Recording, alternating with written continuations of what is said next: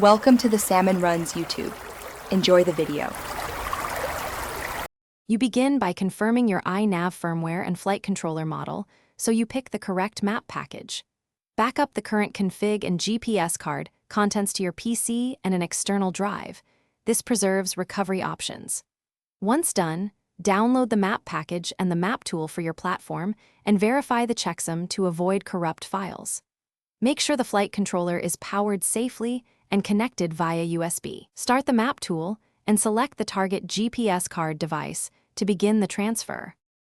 You now format the GPS card from the map tool when required, selecting FAT32 or the file system your GPS card supports. This prevents file corruption. Next, load the correct map files into the map tool, set the projection, center coordinates, and default zoom levels so the map behaves predictably in INAV. Begin the write process and monitor progress carefully.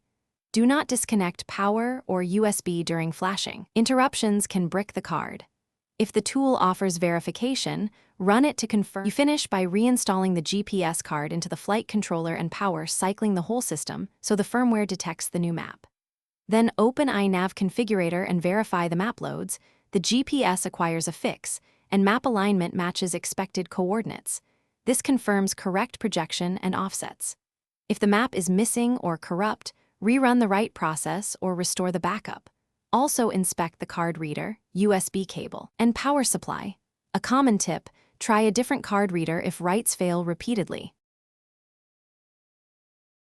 Thanks for watching. Consider subscribing if we helped you.